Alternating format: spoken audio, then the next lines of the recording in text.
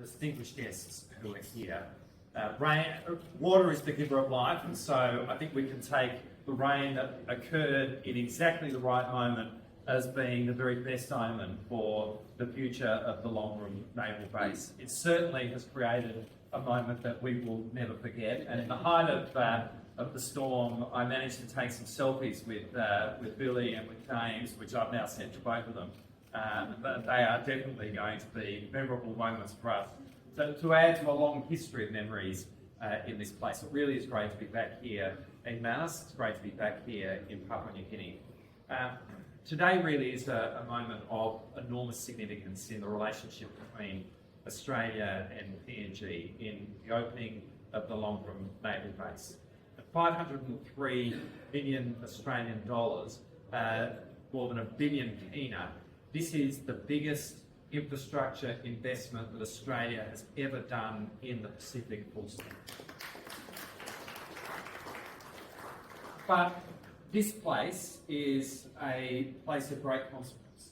We've seen it in the history of the Second World War. At the end of the Second World War, this was the largest US naval base outside of the United States. And with Seattle Harbour in this northern spot of Papua New Guinea, it really is the gateway to the Western Pacific. And as a result of what we have built here together with Papua New Guinea, with the United States, what we have now is a remarkable asset that all of us will be able to use going forward.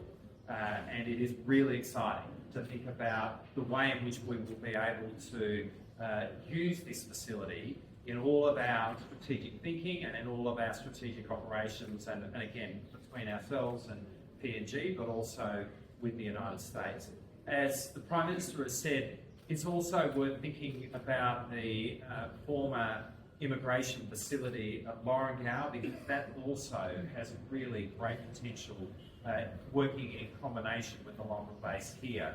Together, what we can look forward to is our two defence forces training together, exercising together, operating together, building skills together, and becoming much more engaged, much more interoperable. And that's really at the heart of what this represents.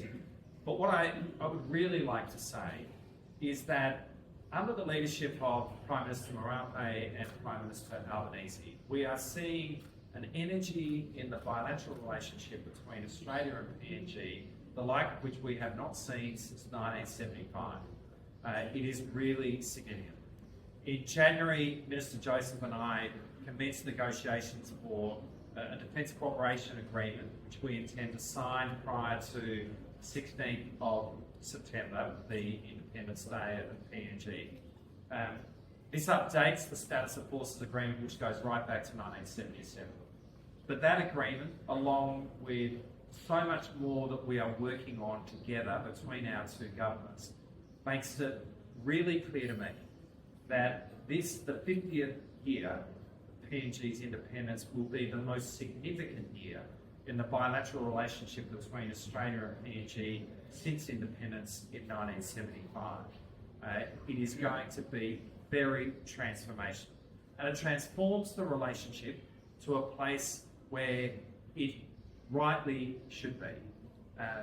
And I've got to say that the opening of this facility today is the beginning of that process. And it is a relationship which is not defined by being close friends, because we are much more than that. It's a relationship which is defined by being family. Our two nations are tied in.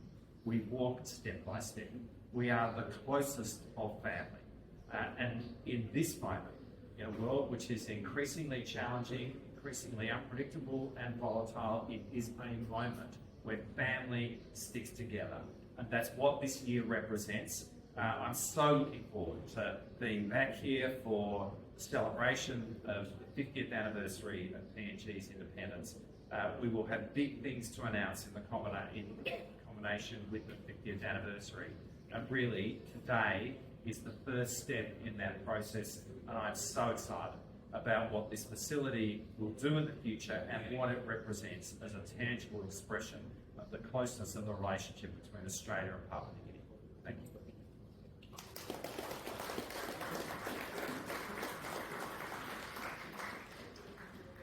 That concludes the press conference they would be